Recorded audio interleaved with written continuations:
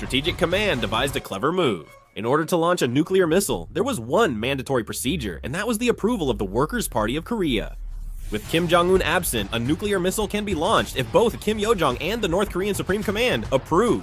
If either one is neutralized, the nuclear missile can't be launched. The South Korean military used New Jaeon's data to locate the entire North Korean cabinet's hiding places. It also matched information from the United States, prompting the South Korean military to plan to eliminate North Korea's leadership. It was to prevent anything from coming their way. The Strategic Command said they had prepared thoroughly for this day and assured everyone that they could be trusted with the task. The bunker atmosphere turned solemn, as if all awaited history's judgment.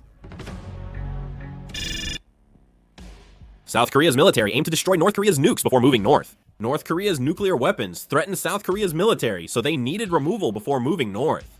South Korea had long considered ways to neutralize North Korea's nuclear weapons, initially aiming to avoid attacking nuclear sites or missiles. Over time, North Korea developed more varied and numerous ways to deliver nuclear weapons, making this realistically difficult.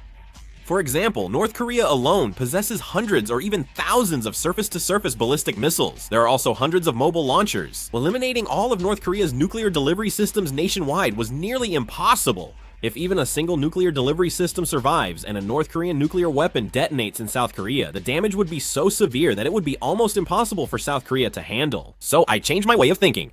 I'm talking about another way to eliminate nuclear weapons. If we can't get rid of the means to deliver nuclear weapons, then we just have to eliminate the person who gives the order to use them. North Korea's nuclear attack system is secretive, but launches require approval from Kim Jong-un and the Ministry of Defense. But right now, since Kim Jong-un is gone, Kim Yo-jong has inherited the authority to launch a nuclear attack. If either Kim Yo-jong or the Ministry of Defense is gone, they won't be able to use nuclear weapons. What's noteworthy here is that Kim Jong-un was concerned that someone else might take over his nuclear attack authority if something happened to him. This greatly helped South Korea. If Kim Jong-un were incapacitated, a nuclear attack required approval from all 7 North Korean leaders and the Ministry of Defense. If Kim Yo-jong dies, all 7 North Korean leaders and the Ministry of Defense must approve a nuclear attack. If one disagrees, the weapons become ineffective. The South Korean military targeted this very point. After removing North Korea's leadership, the plan was to neutralize nuclear weapons by targeting some of the 7 main leaders. It unfolded much like Israel's strategy against Hezbollah and Iran. With the North Korean leadership gone, it would allow for smoother military operations, and above all, it would make it easier to install a new force as North Korea's leader who is not from the Baekdu bloodline. The South Korean military has been preparing for this for a very long time, that is, to carry out a decapitation operation to eliminate the entire North Korean leadership. South Korea has implemented the Korea Massive Punishment and Retaliation Strategy, Korea Massive Punishment and Retaliation. This strategy is designed to secure the capability to carry out a retaliatory operation that would bombard parts of Pyongyang in the event of signs of a nuclear attack, and to eliminate North Korea's wartime command leadership. That's why South Korea has developed a Decapitation unit, specialized transport aircraft for low-altitude infiltration, and missiles to strike deep underground tunnels and bunkers. Currently, with the help of the United States and South Korea's reconnaissance assets, they have narrowed down the areas where the wartime command leadership could be hiding. By combining information from Seosun and Takjeonsa, they identified the approximate location. They focused on finding Kim Yo-jong, searching either the North Korean Ministry of Defense or the Workers' Party Central Committee headquarters. Both buildings had underground bunkers connected to Suncheon Airport, Nampo Port, and Myeonghyangsan. To prepare for emergencies, field command posts, backup posts, and army hospitals were established. Hitting this place would greatly aid the Republic of Korea Army's future war efforts. Not only would it eliminate the North Korean leadership, but it would also destroy assets necessary for North Korea to conduct the war. That's why the Republic of Korea Army had to eliminate the North Korean leadership in a single strike. No mistakes were allowed. Luckily, the Republic of Korea Army had various strike capabilities. The Republic of Korea Army was about to carry out an operation that had been prepared for a long time. All missile assets were mobilized, including the Hyunmoo 2A 300 kilon, Hyunmoo 2B 500 kilons, and Hyunmoo 3 1000 kilon cruise missile. With over 2,000 Hyunmoo series missiles, they can launch a major retaliatory strike. Main missiles in this operation were the Hyunmoo 5 Taurus and Guided Bomb Unit 28 Bunker Buster. The Hyunmoo 5 missile's warhead weighed about 8 to 9 tons. The Taurus missile's front-shaped charge explodes to make a hole. Then the rear penetrator warhead pushes in and detonates, acting as a bunker buster. The Guided Bomb Unit 28 missile worked similarly. South Korea planned to launch dozens or hundreds of missiles at Pyongyang simultaneously. At the same time, missiles would target Wonsan, Nampo, Sinpo, Kilju, Chongjin, and Uiju to confuse North Korean air defenses. They caused confusion so another missile could hit Pyongyang. At the same time, South Korea's Decapitation Unit and the United States Delta Force began low-altitude infiltration into Pyongyang. They'd prepared for this day for a long time. They used infiltration methods with special aircraft like the MC-130 and MH-47 helicopters, which can operate in harsh weather. With United States support, they operated intelligence and reconnaissance assets. These decapitation units planned to enter Pyongyang after missile strikes to eliminate key targets and, if possible, seize the nuclear briefcase. South Korea had long formed decapitation units, with the 13th Special Mission Brigade as one. They trained intensely and infiltrated Pyongyang. It was as if the heavens were helping South Korea because the weather conditions were quite good. There was no bad weather, so they could reach Pyongyang by transport aircraft. South Korea launched a full electronic warfare campaign against North Korea to disable their air defenses. Allied countries like the United States, United Kingdom, Australia, Canada, and Japan worked together to neutralize North Korea's air defenses. Directed by the National Security Office, they started a plan to neutralize North Korea's nuclear weapons. The operation, called Freedom's Shield, began immediately after Cannon Authority 1 was issued. Hundreds of strategic command missiles struck North Korea's Supreme Command, nuclear weapon facilities, launch sites, mobile launchers, air and submarine bases. Among them, about 70% of the missiles began to fly toward Pyongyang. Those locations were the North Korean Ministry of Defense and the Workers' Party Central Committee headquarters, as I mentioned earlier. Missiles suddenly flew toward these two places, marking the true start of the war between North and South Korea. The Taurus air-to-ground cruise missiles were very powerful. Mounted on the F-15K, the Taurus flew 400 kilometers and hit the center of the Workers' Party of Korea headquarters. With a top speed of 1,163 km/h and a 500 km range, this missile could be launched from southern Korea and hit key targets in Pyongyang in 15 minutes. This Taurus missile uses stealth technology, making it undetectable by North Korean radar. Even when North Korea jammed signals, it could still strike within 3 meters of the target. Reports say the Taurus missile penetrated the Workers' Party of Korea headquarters bunker and eliminated several top North Korean officials. Pyongyang residents saw carpet bombing as dozens of bombs hit a crowded area with many buildings in just 1 or 2 minutes. People who were nearby experienced such a powerful shock that they mistook it for an earthquake shaking the ground. It is reported that 200 missiles and bombs were used just to bomb Pyongyang. The South Korean Air Force used F-15K jets to carpet bomb Pyongyang, firing missiles from South Korea. 25 fighter jets carpet bombed and destroyed the Workers' Party headquarters and the Ministry of National Defense. Also, among the ground-launched weapons, the KTS-1 tactical ballistic missile and the Hyunmoo series turned Pyongyang into a sea of fire. South Korea had never tried to break out of its shell alone, but now it has begun to do so. As South Korean missiles hit major cities like Pyongyang, North Korea's key cities began to burn. At the same time, the Republic of Korea United States Joint Special Forces succeeded in airdropping into Pyongyang, and what they discovered was truly shocking. They saw that hundreds had died from missiles and bombs, but the Special Forces still had to complete their mission. They were sent to the Ministry of National Defense and Workers' Party headquarters to assassinate Kim Yo-jong and top leaders. In the cold air defense zone, the Special Forces who parachuted in advanced toward the Ministry of National Defense and Workers' Party of Korea headquarters. Even in darkness, they held their breath and moved cautiously like soldiers. In the stillness, whispers persisted and the operation began. They checked the guard post with thermal scopes. Maybe because they'd already been bombed, it was total chaos. Upon reaching the guard post, they quietly disabled the enemy's CCTVs and detection devices. They quickly killed the enemies and seized the guard post, then entered the Workers' Party of Korea headquarters and Ministry of National Defense. With highly trained movements, they took a brief breath and swiftly eliminated the guards. In fact, they didn't even need to use their wish prayers. Because of the bombing, there were screams everywhere, and it was extremely noisy with the sounds of buildings collapsing and fires burning. In the meantime, the Republic of Korea United States Joint Special Forces secretly infiltrated Pyongyang and succeeded in entering the underground bunker. They witnessed an astonishing scene at the site where Kim Yo-jong's death was confirmed, as Republic of Korea United States Special Forces photographed the evidence.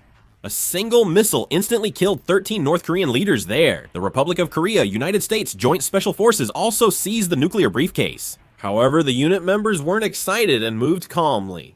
The Special Forces soldiers who completed their mission in an instant quickly moved to the location where the MH-47 Special Operations helicopter had arrived, finishing their mission.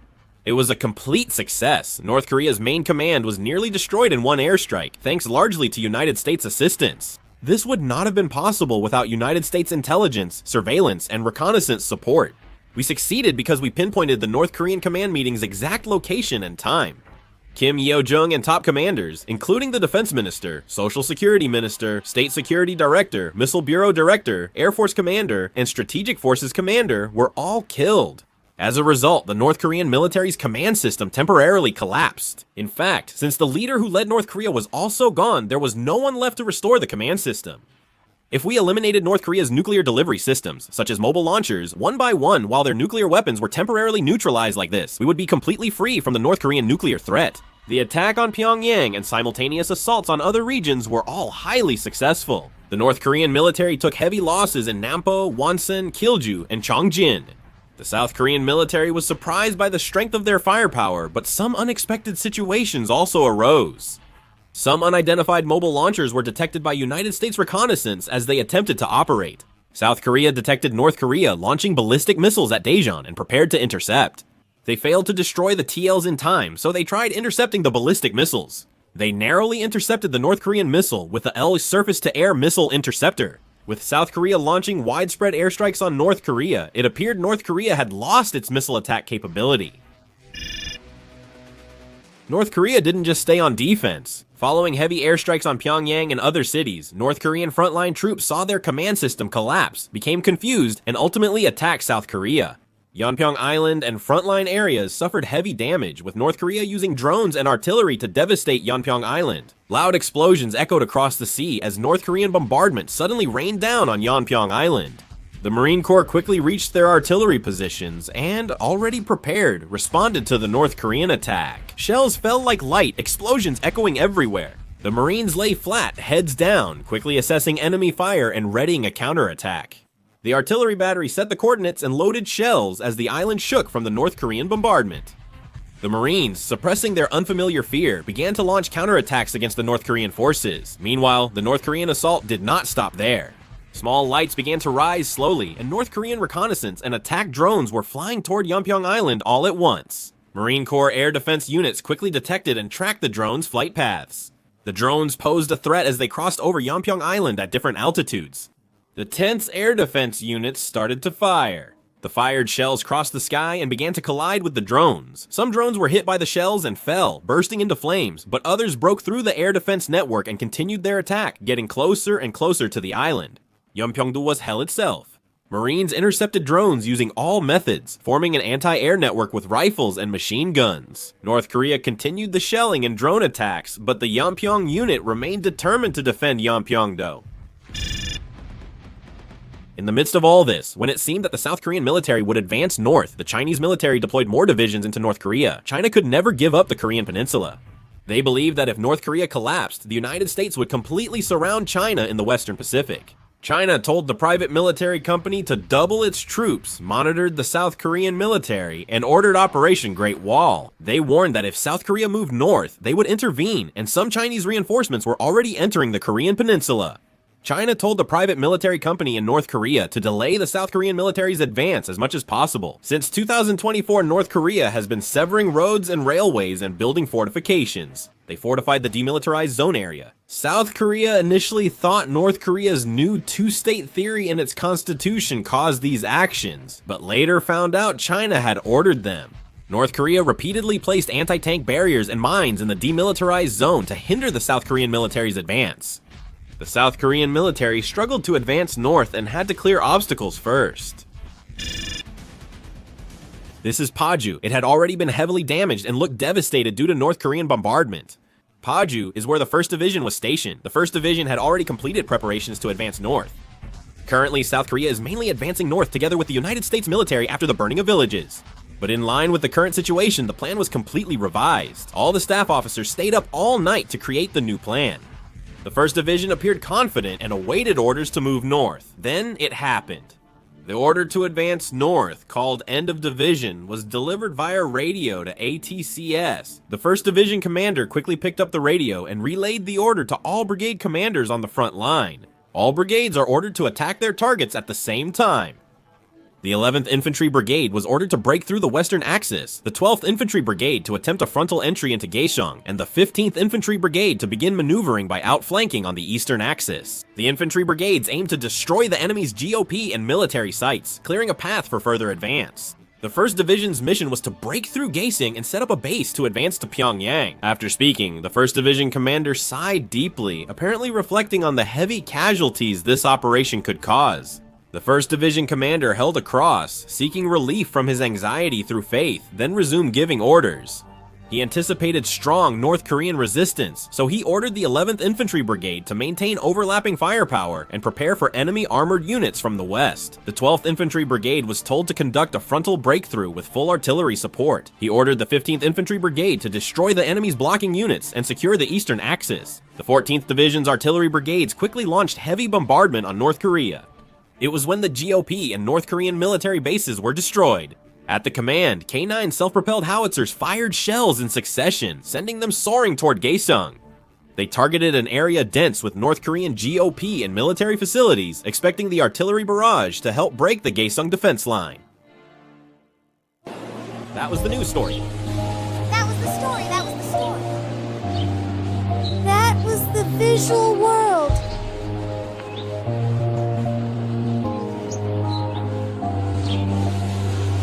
That was the visual world. That was the visual world.